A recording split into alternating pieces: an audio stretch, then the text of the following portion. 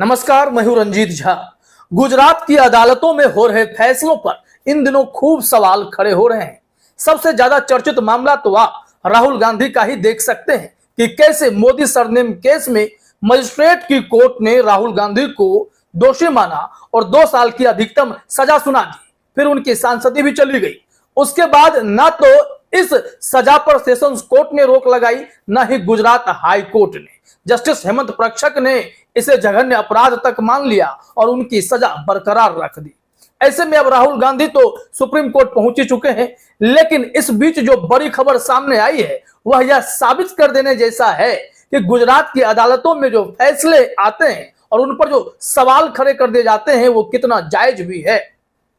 Supreme court ने Gujarat high court के एक फैसले को पलट दिया है, उनके आदेश को रद्द कर दिया है। आपको बता दें कि सिर्फ गुजरात हाई कोर्ट के जजों के फैसले पर ही सुप्रीम कोर्ट ने सवाल खड़े नहीं किए। गुजरात सरकार की दलीलों पर भी सवाल उठाते हुए कहा, आप सिर्फ बयानों के आधार पर कार्रवाई करना चाहते हैं तो फिर साक्ष्य अधिनियम जो है उसे कूड़ेदान में उठाकर फेंक दें क्या?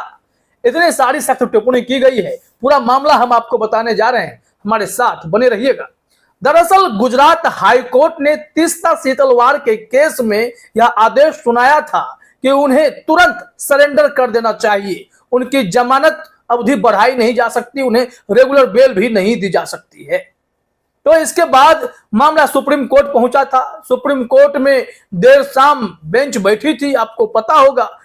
पहले 2 जजों की बेंच बैठी थी, फिर 3 जजों की बेंच बैठी, उन्हें थोड़ी राहत मिली, लेकिन फाइनली आज सुप्रीम कोर्ट ने गुजरात हाई कोर्ट के जज पर गंभीर सवाल खड़े कर दिए। सुप्रीम कोर्ट ने कहा कि हमारे गुजरात हाई कोर्ट के विद्वान जज ने किस तरीके से फैसला दिया है कि इसमें जमानत की गुंजाइश भी नहीं बच रही है। उनके फैसले खुद विरोधाभासी और विकृत हैं। अब सोचिए कि किसी जज के फैसले को सुप्रीम कोर्ट यानी सर्वोच्च अदालत विकृत भी करार दे रहा है। गुजरात हाई कोर्ट के जज क्या किसी दबाव में फैसले देते हैं? यह भी एक सवाल उठने लगा है। तीस्ता सीतलवाड़ का केस आप सभी जानते हैं कि गुजरात 2002 से ही जुड़ा हुआ है। इसमें इन पर आरोप लगा दिया गया है कथित तौर पर कि ये फर्जी सबूत गढ़ती थी और इसी को लेकर इन्हें गिरफ्तार भी किया गया। ये जेल में भी रही, बाद में इन्हें जमानत पर बाहर भी आने का आदेश मिल गया कोर्ट से और अभी भी यह मामला चल रहा था। लेकिन कपिल सिब्बल ने जिस तरीके से गुजरात हाई कोर्ट के जज के फैसले पर सवाल खड़े करते हुए सुप्रीम कोर्ट में तीस्ता सीतलवाड़ की तरफ से पक्ष रखे, उसके बाद तो सुप्रीम कोर्ट ने भी इस मामले में मान लिया कि हाँ, गुजरात हाई कोर्ट से जो फैसले इस वक्त आए हैं इस केस में खासकर विरोधाभासी और विकृत हैं। अब आप इस केस को राहुल गांधी के केस से भी जोड़कर देखिए और उम्मीद लगाइए कि आने वाले समय में जब राहुल गांधी केस की सुनवाई होगी, जो कि बस अब होने ही वाली है, तो वहां राहुल गांधी को बड़ी राहत मिल सकती है मानहानि केस में, क्योंकि गुजरात की अदालत से आने वाले फैसले विवादास्पद होते जा रहे हैं। अब चलिए जरा इस मामले को डिटेल में देखते हैं कि कपिल सिब्बल ने ऐसा क्या कहा तीस्ता सीतलवाड़ के केस में कि सुप्रीम कोर्ट ने भी गुजरात हाई कोर्ट के जज के फैसले पर सवाल खड़े किए। हेडलाइन में देखिए, तीस्ता सीतलवाड़ को मिली बड़ी राहत, सुप्रीम कोर्ट ने दी जमानत, गुजरात हाई कोर्ट का फैसला रद्द। सुप्रीम कोर्ट की टिप्पणी क्या है वो भी देखिए अपने स्क्रीन पर आप। फैसले में सुप्रीम कोर्ट ने हाई कोर्ट पर सवाल उठाए। सुप्रीम कोर्ट ने कहा कि हाई कोर्ट का फैसला विकृत है। हाई कोर्ट ने जिस तरह का फैसला दिया है उससे आरोपियों को जमानत मिलना मुश्किल है। हाई कोर्ट का यह निष्कर्ष गलत है कि तीस्ता ने FIR रद्द करने की अर्जी नहीं दी। अब देखिए, तीस्ता की ओर से कपिल सिब्बल इस मामले में सुप्रीम कोर्ट में दलीलें पेश कर रहे थे। उन्होंने क्या कुछ कहा है वो भी समझना जरूरी है, क्योंकि इस बीच में अदालतों पर जब राष्ट्रपति मुर्मू ने सवाल खड़े किए कि आप फैसले देते हैं, न्याय नहीं करते, तो यहां पर CJI चंद्रचूड़ के नेतृत्व में जजों ने अब यह कमर कस ली है कि फैसले में न्याय भी नजर आएंगे। तो देखिए, तीस्ता सीतलवाड़ को जमानत तो दी गई है, अब बात जब राहुल गांधी की आएगी तो उसमें क्या होता है। यहां कपिल सिब्बल ने क्या कुछ कहा है जरा देखिए अपने स्क्रीन पर। अब तो मामला तो तीस्ता सीतलवाड़ का आप सब समझते हैं, लेकिन सुप्रीम कोर्ट में कपिल सिब्बल ने पहले मामले को ब्रीफ कर दिया कि साहब ऐसी ऐसी बात है। अब आगे देखिए कपिल सिब्बल ने और क्या कुछ कहा है। उनका कहना था कि फर्जी तौर पर सबूत गढ़कर एफआईआर दर्ज की गई। एफआईआर करने के बाद तीस्ता को गिरफ्तार किया गया। अभी तक कोई जांच आगे नहीं बढ़ी। 6 दिन पुलिस रिमांड पर लेने के बावजूद सिर्फ 1 दिन पूछताछ की गई। गुजरात हाईकोर्ट ने अंतरिम जमानत की अर्जी खारिज कर दी, क्योंकि तब चार्जशीट दाखिल नहीं हुई थी। चार्जशीट भी दाखिल हो गई, लेकिन तीस्ता को जमानत नहीं मिली। अब सुप्रीम कोर्ट से अंतरिम जमानत मिली है। सिब्बल ने सुनवाई के दौरान यह भी कहा कि देश छोड़कर भागने या गवाहों को प्रभावित करने का कोई जोखिम नहीं है। तीस्ता को क्यों गिरफ्तार किया गया? तीस्ता को अलग क्यों रखा गया है? उनके अनुसार हलफनामा मनगढ़ंत है। यह मामला 2002 में हुआ था। तब से तीस्ता ने किसी भी शर्त का उल्लंघन नहीं किया है और अंतरिम जमानत पर है। तीस्ता को जमानत मिलने 10 महीने हो गए। किसी को प्रभावित करने की कोशिश नहीं की, फिर किस आधार पर जमानत खारिज कर दी गई? यह समझ से परे है। अब गुजरात हाईकोर्ट में 1 मिनट में बहुत ही जोर शोर से फैसला पढ़ दिया जाता है। जैसा कि हमने सुना था, जस्टिस हेमंत प्रक्षक ने राहुल गांधी के मामले में बड़े बड़े पॉइंट बताकर तुरंत में राहुल गांधी की सजा पर रोक लगाने से इनकार कर दिया था। अब ठीक देखिए, तीस्ता सीतलवाड़ को हाजिर होने के लिए कह दिया गया कि आपकी जमानत रद्द कर दी जाती है, आप तुरंत सरेंडर कर दें। इस मामले में कपिल सिब्बल ने बहुत ही महत्वपूर्ण बातें भी कही हैं। वो इस केस को समझा रहे थे कि कैसे तीस्ता सीतलवाड़ के ऊपर जो भी चार्जेस लगाए जा रहे हैं वो 2002 से लेकर 2022 तक क्यों नहीं सामने आए। अब देखिए, यहां बताया गया है कि 2002 से लेकर 2022 तक तीस्ता के खिलाफ कोई शिकायत नहीं थी। फिर अचानक सबूत गढ़ने का मामला दर्ज कर लिया गया। मामले में सुप्रीम कोर्ट एनएचआरसी आया था, तीस्ता नहीं। मामले में चश्मदीद गवाह हैं, उनकी जांच की गई और जिरह की गई। वो इन हलफनामों पर कायम रहे।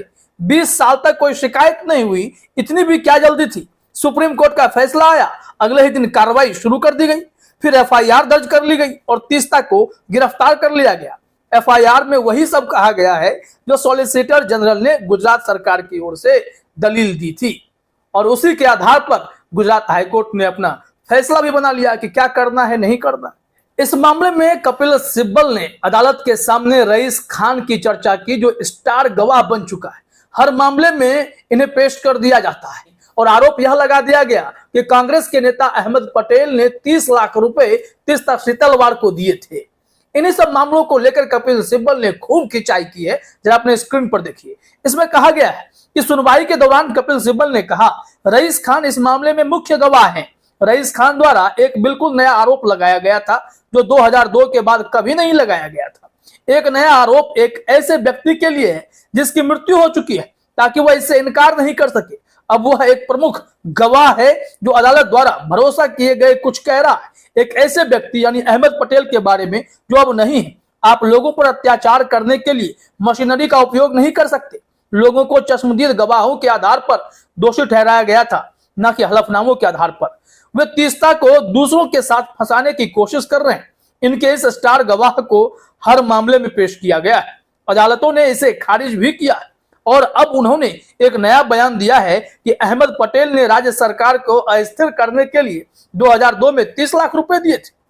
जब इन सब दलीलों को सुनने के बाद फिर सुप्रीम कोर्ट ने हाई कोर्ट के जज पर सवाल खड़े करने शुरू कर दिए। उन्होंने जो कुछ कहा है जरा अपने स्क्रीन पर देखिए। सुप्रीम कोर्ट ने गुजरात हाई कोर्ट पर सवाल उठाए। कोर्ट ने कहा कि एक तरफ हाई कोर्ट कहता है कि यह मेरिट पर नहीं जाएगा, दूसरी तरफ वह इसमें चला गया। यह अपने आप में विरोधाभासी है। आप फैसले के एक हिस्से को नजरअंदाज कैसे कर सकते हैं और दूसरे पर ध्यान दे सकते हैं? जमानत के लिए यह देखना होगा कि क्या प्रथम दृष्टया मामला बनता है, फरार होने का खतरा है और व्यक्ति सबूतों से छेड़छाड़ कर सकता है। हाईकोर्ट ने जमानत पर इन मुद्दों पर गौर क्यों नहीं किया? अब देखिए, जब बात इतनी तेज बढ़ गई, सुप्रीम कोर्ट के जज ने सवाल दागने शुरू कर दिए, तो फिर एसवी राजू जो एएसजी हैं उन्होंने अपनी प्रतिक्रिया दी। एसवी राजू ने इस मामले में कहा कि हाईकोर्ट का फैसला एसआईटी की दलीलों पर आधारित था। बताइए, हाईकोर्ट सिर्फ एसआईटी के दलीलों पर कोई निर्णय सुना सकता है क्या? जज साहब अगर वहां निर्णय देने के लिए बैठे हुए हैं तो उन्हें तो सारे पक्ष को सुनना समझना होगा। फिर इस तरीके से फैसले देने पर तो सुप्रीम कोर्ट से फटकार तो लगेगी ही। अब यहां पर मामला बेहद दिलचस्प हो चला। एसवी राजू ने कहा कि कांग्रेस से पैसे लिए थे तीस्ता सीतलवाड़ ने, उसकी पुष्टि ब्रह्म भट्ट ने की थी। अब इसके बाद सुप्रीम कोर्ट ने कहा कि ब्रह्म भट्ट कहां है? तो कपिल सिब्बल ने कहा कि अब वो बीजेपी में। बड़ा ही दिलचस्प वो सीन हो गया था। इसमें सुप्रीम कोर्ट ने जब पूछा कि अब ब्रह्म भट्ट किस पार्टी में है, एएसजी ने कहा वह कांग्रेस में ही थे। सुप्रीम कोर्ट ने पूछा लेकिन अब, तो सिब्बल ने कहा लेकिन अब वह बीजेपी में है। राजू ने कहा कि इससे कोई फर्क नहीं पड़ता। और फिर इसके बाद जो पूरा मामला आया, सुप्रीम कोर्ट ने गुजरात सरकार पर और गुजरात हाई कोर्ट पर निशाना साधना शुरू कर दिया। एक के बाद एक ताबड़तोड़ सवाल दागे गए। सुप्रीम कोर्ट ने गुजरात सरकार से पूछा कि 2002 से अब तक आप क्या कर रहे थे, इस मामले में कोई कार्रवाई क्यों नहीं कर रहे थे। तो फिर से जो एसवी राजू हैं एएसजी, उन्होंने कहा कि ये सब कुछ एसआईटी के दलील पर आधारित है, एफआईआर पर आधारित है, हम उस पर ही कार्रवाई कर रहे हैं। उसके बाद फिर सुप्रीम कोर्ट ने कहा, गुजरात सरकार पर सवाल उठाया कि तीस्ता को हिरासत में रखने के पीछे क्या उद्देश्य है। गुजरात सरकार ने कहा यह गंभीर अपराध है। सुप्रीम कोर्ट ने फिर सवाल उठाते हुए कहा कि सिर्फ बयानों की तुलना सबूतों से तो नहीं की जा सकती। अगर गुजरात सरकार की दलीलों को माना जाएगा तो साक्ष्य अधिनियम को ही कूड़ेदान में फेंकना पड़ेगा। जस्टिस दीपांकर दत्ता ने गुजरात सरकार से पूछा कि आप चाहते हैं कि ट्रायल कोर्ट द्वारा सुनवाई पूरी होने तक कोई व्यक्ति जेल में रहे। एएसजी राजू ने कहा यह एक ऐसा मामला है जहां सजा उम्र कैद तक है। ऐसे मामले में जब जमानत पर विचार करना हो तो उम्र कैद के मामले में एक अलग स्तर पर विचार होना चाहिए। यहां पर गुजरात सरकार की तरफ से दलीलें एएसजी एसवी राजू तो दे ही रहे थे, लेकिन जरा गौर करना यह भी होगा कि गुजरात की अदालत से फैसले जबरदस्त तरीके से आते हैं। गुजरात चुनाव के समय बिल्किस बानो के 11 दोषियों को कैसे रिहाई दे दी गई थी समय से पहले, यह भी चर्चा का विषय बना। उसके बाद तीस्ता सेतलवाड़ के केस में तुरंत सरेंडर करने का आदेश जारी करना भी अब बहस का मुद्दा बन गया, जिसे सुप्रीम कोर्ट ने पलट दिया है। इसके अलावा राहुल गांधी का मामला है। राहुल गांधी के मामले में भी अब सुप्रीम कोर्ट को ही फैसला करना है कि उनकी सांसदी बहाल होगी या नहीं होगी। कुल मिलाकर गुजरात हाई कोर्ट और गुजरात के अन्य अदालतों के फैसलों पर जिस तरीके से सवाल खड़े हो रहे हैं, सुप्रीम कोर्ट ने उस पर मुहर लगा दी है। जज साहब की भी खिंचाई यहां पर सुप्रीम कोर्ट ने कर दी है। फिलहाल इस वीडियो में इतना ही। आप सभी का हमसे जुड़ने के लिए बहुत बहुत धन्यवाद।